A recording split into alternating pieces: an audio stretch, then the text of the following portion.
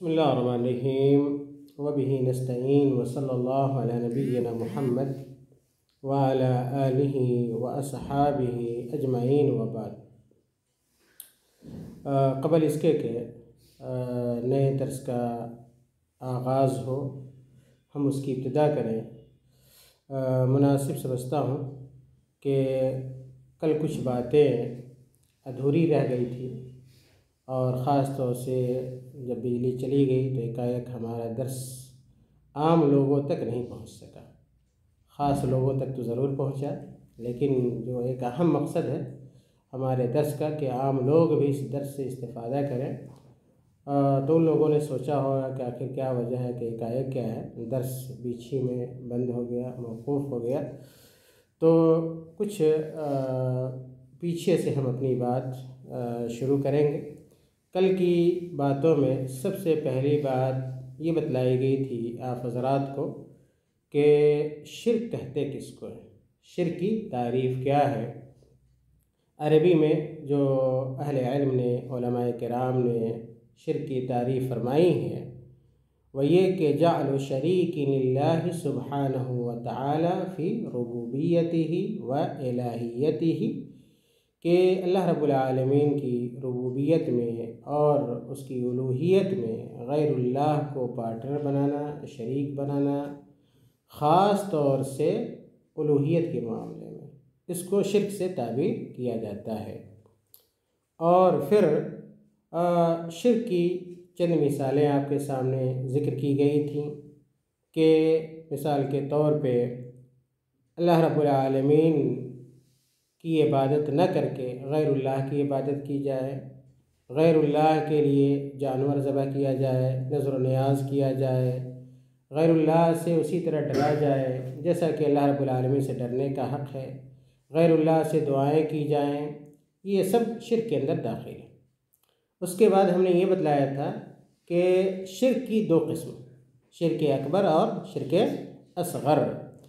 شرک اکبر کے تعلق سے یہ بات آئی تھی کہ صرف شیء من انواع العبادت لغیر اللہ، کہ عبادت کی کسی بھی قسم کو غیر اللہ کے لیے کرنا، جائز سمجھنا، روا سمجھنا، یہ کیا ہے؟ شرک اکبر ہے، شرک اکبر میں داخل ہے۔ اور جو شرک اکبر کا مرتکب ہوتا ہے اپنے اس عمل کی وجہ سے، اس شرک کی وجہ سے اسلام سے خارج ہو جاتا ہے۔ اور اگر شرک اکبر کا مرتکب شرک ہی کی حالت میں مر گیا، اس کی موت واقع ہو گئی، تو پھر ایسا آدمی ہمیشہ جہنم میں رہے گا۔ اور شرک اکبر کی مثالیں وہی ہیں جو کیا ہے؟ شرک کی مثالیں ہیں، یا مثال ہے جو میں نے ابھی دی ہے۔ اور اس سلسلے میں قرآن کریم کی آیت بھی میں نے پڑھی تھی کہ اللہ تعالیٰ نے فرمایا وَيَعْبُدُونَ مِن دُونِ اللَّهِ مَا لَا يَضُرُّهُمْ وَلَا يَنْفَعُهُمْ وَيَقُولُونَ هَؤُلَاءِ شُفَعَاؤُنَا عِندَ اللَّهِ، کہ کفار مکہ، کفار قریش، بہت سارے ایسے لوگ کی عبادت کرتے تھے جو نہ نفع پہنچا سکتے تھے اور نہ ہی کیا ہے نقصان پہنچا سکتے تھے۔ اور جب ان سے کہا جاتا کہ آپ ان لوگوں کی عبادت کیوں کرتے ہو، ان لوگوں کی بندگی کیوں کرتے ہو، وہ کہتے تھے ہم بندگی نہیں کرتے ہیں، بلکہ کیا ہے، ہم ان لوگوں کو اپنا سفارشی بناتے ہیں اللہ رب العالمین کے نزدیک۔ اور میں نے یہ بھی بتلایا تھا کہ آج بہت سارے لوگ شرک میں ملوث ہوتے ہیں، کفریہ اعمال میں ملوث ہوتے ہیں، اور جب ان سے پوچھا جاتا ہے تو ان لوگوں کا بھی من وعن وہی جواب ہوتا ہے جو کفار قریش کا ہوتا تھا، کفار مکہ کا ہوتا تھا۔ خیر، اس کے بعد شرک کی دوسری قسم ہم نے بیان کی تھی کہ شرک اصغر، شرک اصغر۔ اور اس ضمن میں یہ بھی بتلایا تھا کہ شرک اصغر کا مرتکب اسلام سے خارج تو نہیں ہوتا ہے، لیکن اس کے اس عمل کی وجہ سے اس کی توحید میں کمی واقع ہو جاتی ہے، اس کے عقیدے میں فتور پایا جاتا ہے، نقص لازم آتا ہے۔ اور یہ شرک اصغر یہ ذریعہ ہے، یہ سبب ہے کس کا؟ شرک اکبر کا۔ اس لیے ہمیں جس طرح شرک اکبر سے بچنا ہے اسی طرح شرک اصغر سے بھی بچنا ہے۔ اور شرک اصغر کی اہل علم نے دو قسم بیان کی۔ میں نے کہا تھا پہلی قسم کیا ہے؟ شرک ظاہر ہے، اور دوسری قسم کیا ہے؟ شرک خفی۔ پہلی قسم شرک ظاہر ہے اور دوسری قسم کیا ہے؟ شرک خفی ہے۔ اور شرک ظاہر کا تعلق الفاظ سے بھی ہے اور افعال سے بھی، الفاظ سے بھی ہے اور افعال سے بھی ہے۔ اور الفاظ کی مثال میں نے دی تھی، اللہ کے نبی صلی اللہ علیہ وسلم کی حدیث میں نے پڑھی تھی کہ اللہ کے نبی صلی اللہ علیہ وسلم نے فرمایا من حلف بغیر اللہ فقد کفر او اشرک، کہ آدمی کیا ہے؟ غیر اللہ کے نام کی قسم کھائے۔ تو یہ کیا ہے؟ شرک اصغر ہے اور شرک ظاہر ہے۔ شرک اصغر ہے اور کیا؟ شرک ظاہر ہے، اور اس کا تعلق ہے الفاظ سے۔ اس کا تعلق کس سے ہے؟ الفاظ سے ہے۔ اسی طرح ایک اور حدیث کیا ہے؟ شرک اصغر سے متعلق ہے کہ اللہ کے نبی صلی اللہ علیہ وسلم نے فرمایا کہ جب ایک شخص نے آپ صلی اللہ علیہ وسلم کے سامنے کہا کہ ما شاء اللہ و شئت، تو آپ صلی اللہ علیہ وسلم نے منع فرمایا اور کہا کہ نہیں، بلکہ یہ کہو کہ بلکہ اللہ کے نبی صلی اللہ علیہ وسلم کا ارشاد ہوا جعلتنی للہ ندا قل ما شاء اللہ وحدہ، کیا تم نے ہمیں اللہ کا پارٹنر بنا دیا، شریک بنا دیا، مساوی قرار دیا؟ بلکہ یہ کہو کہ جو صرف اور صرف کیا ہے؟ اللہ چاہے۔ تو یہ مثالیں ہیں شرک ظاہر کی، اور شرک ظاہر میں اس صورت کی جس کا تعلق کیا ہے؟ الفاظ سے۔ اسی طرح کچھ ایسی صورتیں ہیں جس کا تعلق کیا ہے؟ افعال سے۔ جیسے میں نے بتلایا تھا کہ بہت سارے لوگ کڑا پہنتے ہیں، حلقہ پہنتے ہیں اپنے ہاتھوں میں، اپنی گردن میں۔ اسی طرح بہت سارے لوگ کیا؟ دھاگا باندھتے ہیں، اور اس سے یہ امید رکھتے ہیں کہ اس دھاگے کی وجہ سے، اس کڑے کی وجہ سے ہم کیا ہے؟ ہمارا دکھ، ہماری تکلیف، ہماری مصیبت کیا ہے؟ دور ہو جائے گی، اور اس کو سبب سمجھتے ہیں، ان چیزوں کو ذریعہ اور سبب سمجھتے ہیں، وسیلہ سمجھتے ہیں۔ کس چیز کے لیے؟ رفع بلا کے لیے، یا کہ دفع بلا کے لیے۔ اور میں نے یہ بتلایا تھا کہ رفع اور دفع میں فرق کیا ہے، رفع اور دفع میں فرق کیا ہے۔ اسی طرح تعویذ کا تمیمہ کا تعلق کیا ہے؟ یہ افعال سے۔ بہت سارے لوگ کیا ہے؟ تعویذ لٹکاتے ہیں، گنڈا لٹکاتے ہیں، اور اس سے یہ امید رکھتے ہیں کہ اس کی وجہ سے ہماری تکلیف، ہمارا دکھ، ہماری پریشانی اور ہمارا مرض کیا ہے؟ ختم ہو جائے گا، اور سبب سمجھتے ہیں۔ تو یہ چیز بھی کیا ہے؟ یہ شرک اصغر ہے۔ یہ کیا ہے؟ شرک اصغر ہے، اور شرک ظاہر میں داخل ہے، اور اس کا تعلق کیا ہے؟ افعال سے۔ اس کا تعلق کس سے ہے؟ افعال سے ہے۔ اسی طرح شرک اصغر کی جو دوسری قسم ہے وہ کیا ہے؟ شرک خفی۔ کیا ہے؟ شرک خفی ہے۔ اور میں نے کہا تھا، اور آپ کو جاننا چاہیے کہ شرک خفی کا تعلق کیا؟ ارادات سے، نیات سے، ارادوں سے ہے، اور کیا ہے؟ نیتوں سے ہے۔ اور اسی شرک خفی میں کیا ہے؟ ریا داخل ہے، سمعہ داخل ہے، جس کو اردو میں ہم لوگ کیا کہتے ہیں؟ ریاکاری کہتے ہیں۔ اور کیا ہے؟ شہرت پسندی کرتے ہیں کہ ایک آدمی نماز کے لیے کھڑا ہوتا ہے اور اپنی نماز کو خوب بنا سنوار کر کیا ہے؟ پیش کرتا ہے لوگوں کے سامنے، اور پڑھتا ہے تاکہ لوگ ہماری نماز کو دیکھیں اور ہماری کیا کریں؟ تعریف کریں۔ تو یاد رکھیں کہ یہ ریاکاری کیا ہے؟ ریا شرک اصغر ہے۔ شرک کیا ہے؟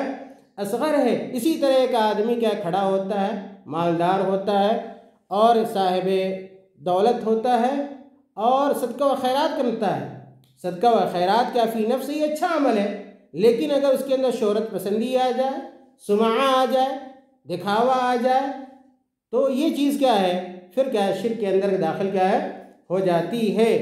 اور اس سلسلے میں اللہ رب العالمین نے بیان فرمایا کہ فمن کان یرجو لقاء ربہ فلیعمل عملا صالحا ولا یشرک بعبادت ربہ احدا۔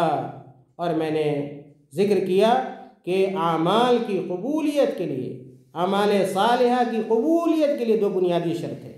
ایک یہ کہ اخلاص پایا جائے، اور میں نے یہ بھی کہا تھا کہ یہ اخلاص یہ شرک کے متضاد، دونوں جمع نہیں ہو سکتے، کہ اگر آدمی کے اندر اخلاص ہے تو پھر کیا ہے؟ وہاں پہ شرک کے لیے کوئی جگہ کیا ہے؟ نہیں، ریا کے لیے، نمود کے لیے، دکھاوے کے لیے، شہرت کے لیے کوئی جگہ نہیں۔ اور جیسے کہ اخلاص ختم ہوگا تو اللہ مالا کیا دوسری چیزیں کیا در آتی ہیں، داخل ہو جاتی ہیں۔ اور دوسری جو شرط اعمال کی قبولیت کے لیے ضروری ہے وہ کیا ہے؟ آپ صلی اللہ علیہ وسلم کی اتباع ہے، پیروی ہے، سنت کو لازم پکڑنا ہے، تو یہ دو چیزیں اگر ہمارے اعمال کے اندر ہیں تو ہمارے اعمال اللہ رب العالمین کے ہاں مقبول ہوتے ہیں، اور اگر یہ دونوں چیزیں مفقود ہوں تو پھر ہمارے اعمال کیا ہے، مقبول نہیں ہوتے ہیں۔ ہمیں اپنا جائزہ لینا چاہیے، اپنا محاسبہ کرنا چاہیے، اور اپنے اندر اخلاص کی دولت پیدا کرنے کی اور سنت کی متابعت کی ہمیں کوشش کیا ہے، کرنی چاہیے۔ اللہ کے نبی صلی اللہ علیہ وسلم کی نہایت ہی مشہور حدیث ہے، آپ صلی اللہ علیہ وسلم نے ارشاد فرمایا کہ اخوف ما خاف علیکم الشرک الاصغر، کہ میں تمہارے تعلق سے سب سے زیادہ جس بات سے خائف ہوں اور ڈرتا ہوں وہ کیا ہے، شرک اصغر ہے۔ صحابہ نے پوچھا، قالوا یا رسول اللہ وما الشرک الاصغر، کہ اللہ کے نبی صلی اللہ علیہ وسلم یہ شرک اصغر ہے کیا؟ تو آپ صلی اللہ علیہ وسلم نے واضح طور پہ کہا کہ الریا، دکھاوا، نمود، یہ ساری چیزیں کیا ہیں، شرک اصغر کے اندر داخل ہے، اور یہی کیا ہے، شرک اصغر ہے۔ خیر، ہمیں شرک سے، چاہے وہ اکبر ہو یا اصغر ہو یا ایک ظاہر ہو یا ایک خفی ہو، جو بھی شکلیں ہیں اور جو بھی صورتیں ہو سکتی ہیں، ان تمام صورتوں اور ان تمام شکلوں سے ایک مسلمان کو، صاحب ایمان کو ہمیشہ کیا ہے، بچنا چاہیے اور خائف رہنا چاہیے، خود بچنا چاہیے اور دوسروں کو بھی بچانے کی کیا ہے، ہمیں اور آپ کو کوشش کرنی چاہیے۔ کبائر سے متعلق کچھ ایسے گناہ ہیں، کچھ ایسے کبائر ہیں جن کا تعلق دل سے بھی ہے، جن کا تعلق کیا ہے، دل سے بھی ہے، اور مصنف رحمہ اللہ شیخ محمد بن عبد الوہاب رحمہ اللہ نے جو باب اور عنوان قائم کیا، باب کبائر القلب، باب کبائر القلب، ایسے کبائر جن کا تعلق کیا ہے، دلوں سے، ایسے بڑے گناہ جن کا تعلق دل سے ہے۔ اور اس سلسلے میں شیخ رحمہ اللہ نے دو حدیث ذکر کی ہے۔ سب سے پہلی حدیث شیخ رحمہ اللہ نے جو ذکر کی، اس کے راوی حضرت ابو ہریرہ رضی اللہ تعالیٰ عنہ ہیں، کہ اللہ کے رسول صلی اللہ علیہ وسلم نے بیان فرمایا، ان اللہ لا ينظر الى صورکم ولا الى اموالکم ولكن ينظر الى قلوبکم واعمالکم۔ یہ صحیح مسلم کی روایت ہے۔ اس حدیث کا ترجمہ یا کہ سیدھا سادہ مفہوم یہ ہے کہ آپ صلی اللہ علیہ وسلم نے ارشاد فرمایا کہ اے لوگو، اے میری امت کے لوگو، ان اللہ لا ينظر الى صورکم، کہ اللہ تعالیٰ تمہارے ظاہری شکل و شباہت کی طرف نہیں دیکھتا ہے۔ نہیں دیکھتا کیا مطلب ہے؟ کہ اللہ رب العالمین کو بہت زیادہ تمہاری شکلوں سے، تمہاری صورتوں سے مطلب اور لینا دینا کیا ہے، نہیں۔ اور اللہ رب العالمین کے اجر و ثواب کا کوئی تعلق آدمی کے ظاہری شکل و صورت سے نہیں۔ ان اللہ لا ينظر الى صورکم ولا الى اموالکم، اور نہیں اللہ رب العالمین کو تمہارے مال و دولت سے کیا ہے، سروکار ہے۔ یعنی اللہ رب العالمین کے اجر اور اس کے ثواب کا کوئی تعلق کیا مالداری سے نہیں ہے کہ آپ بہت زیادہ مالدار ہو تو اللہ تعالیٰ آپ کو بہت زیادہ اجر دے دے گا، آپ کو ثواب سے ہمکنار کرے گا، یا آپ بڑے خوبصورت ہو تو اللہ رب العالمین کیا ہے، آپ کی خوبصورتی کی وجہ سے آپ کو جنت میں داخل کر دے گا، نبیوں کے ساتھ آپ کا حشر ہوگا، ایسی کوئی بات نہیں۔ اللہ کے نبی صلی اللہ علیہ وسلم نے کہا وَلَكِنْ يَنْظُرُ إِلَىٰ قُلُوبِكُمْ وَأَعْمَالِكُمْ، بلکہ اللہ تعالیٰ کو جن چیزوں سے سروکار ہے وہ کیا ہے، تمہارا دل ہے، وَأَعْمَالِكُمْ، اور تمہارے کیا ہے، اعمال ہے، تمہارا دل ہے اور تمہارے اعمال ہیں۔ اللہ رب العالمین تمہارے دلوں کو دیکھتا ہے۔ اللہ تعالیٰ آپ کے اندر جو اخلاص ہے، ہمارے اندر جو اخلاص ہے، اس اخلاص کو اللہ تعالیٰ دیکھتا ہے، اور ہمارے اعمال کو دیکھتا ہے کہ ہم کتنا اچھا عمل کر رہے ہیں، کتنا صالح عمل کر رہے ہیں، ہمارا عمل کیسا ہے۔ ان چیزوں کی بنیاد پر اللہ رب العالمین کیا ہے، اجر دیتا ہے، اور کیا ہے، ثواب دیتا ہے۔ بلکہ اہل علم نے لکھا اس حدیث کی شرح میں کہ ان اللہ لا یجازیکم علی صورکم و اجسادکم، کہ اللہ رب العالمین آدمی کو اس کا بدلہ اس کی صورت کے اعتبار سے نہیں دیتا ہے، اس کی صورت اور شکل کو دیکھ کر نہیں دیتا ہے، اور اس کے جسم کو دیکھ کر نہیں دیتا ہے، یا کہ ایسے اعمال کی وجہ سے نہیں دیتا ہے جس کے اندر کیا ہے، نیکیاں نہ ہوں۔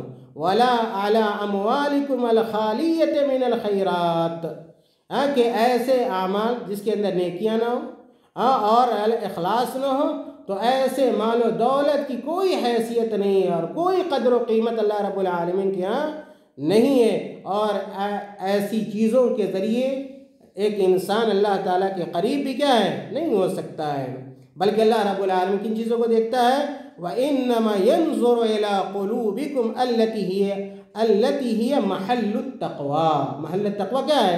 تقویٰ کی جگہ کیا ہے؟ دل۔ تقویٰ کی جگہ کیا ہے؟ دل ہے۔ اللہ رب العالمین دلوں کو دیکھتا ہے۔ خیر مشائخ، اس حدیث سے ہم یہ سمجھ سکتے ہیں کہ یہ جو جمال ہوتا ہے دو طرح کا ہوتا ہے، جو خوبصورتی ہے، یہ جو جمال ہے یہ دو طرح کا ہوتا ہے، ایک ظاہری جمال اور دوسرا کیا ہے، باطنی جمال۔ ایک ظاہری جمال اور دوسرا کیا ہے، باطنی جمال۔ مثلا باطنی جمال میں سے علم ہے، باطنی جمال میں سے کیا ہے، علم ہے، عقل ہے، اور کیا ہے، فیاضی ہے، کرم ہے، اور سخاوت ہے۔ یہ تمام چیزیں کیا ہے، باطنی خوبصورتی ہے، باطنی جمال ہے، اور انہی چیزوں کی وجہ سے اللہ رب العالمین کیا ہے، اپنے بندوں سے کیا محبت کرتا ہے، اپنے بندوں سے محبت کرتا ہے، اور اللہ رب العالمین اسے ہیبت عطا کرتا ہے۔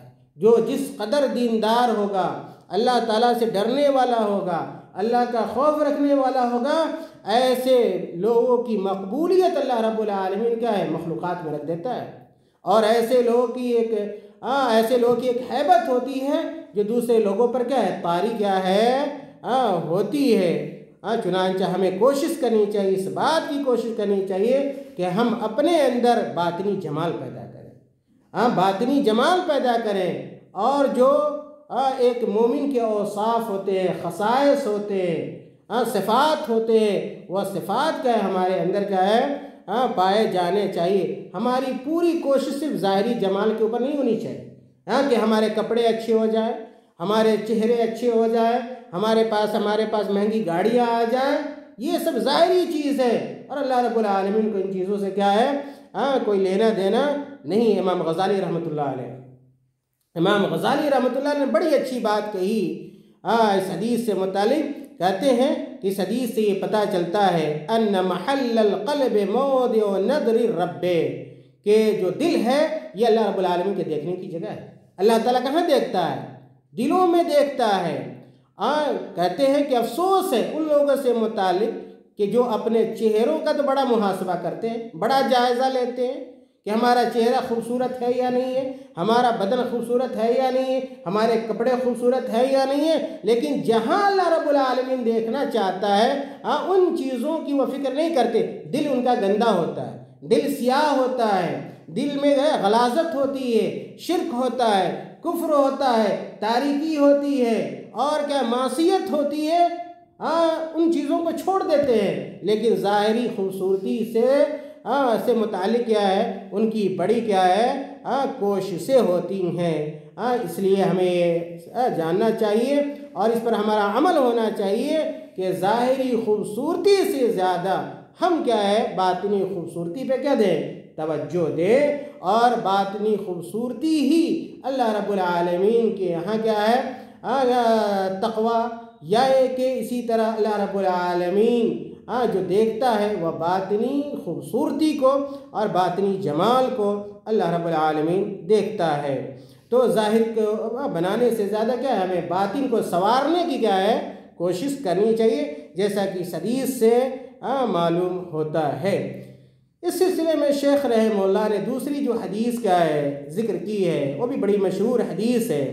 اس حدیث کے راوی حضرت نعمان بن بشیر رضی اللہ تعالیٰ عنہ ہیں۔ نعمان بن بشیر رضی اللہ تعالیٰ عنہ کہتے ہیں، مرفوعاً اس حدیث کو روایت کرتے ہیں کہ آپ صلی اللہ علیہ وسلم نے ارشاد فرمایا، الا وان فی الجسد مضغۃ اذا صلحت صلح الجسد کلہ واذا فسدت فسد الجسد کلہ الا وہی القلب، الا وہی القلب۔ یہ حدیث ہم لوگوں نے بارہا سنی ہوگی۔ اللہ کے نبی صلی اللہ علیہ وسلم نے فرمایا کہ لوگوں آپ سمجھ لو، متنبہ ہو جاؤ کہ ان فی الجسد مضغہ، کہ آدمی کے جسم میں ایک ایسا کیا ہے، ٹکڑا ہے، گوشت کا ٹکڑا ہے، اگر وہ صحیح سالم رہتا ہے تو اس کا پورا جسم کیا ہے، صحیح سالم رہتا ہے، اور اگر جسم کا وہ ٹکڑا، وہ حصہ، وہ لوتھڑا کیا ہے، فاسد ہو جائے، خراب ہو جائے، تو انسان کا پورا جسم کیا ہوتا ہے، خراب ہو جاتا ہے۔ اور یہ جسم کا یہ قیمتی حصہ، یہ قیمتی ٹکڑا کون سا ہے؟ اللہ کے نبی صلی اللہ علیہ وسلم نے کہا الا وہی القلب، یہ ٹکڑا کون سا ہے؟ دل ہے۔ یہ کیا ہے؟ دل ہے۔ چنانچہ اس حدیث کے اندر اس بات کی طرف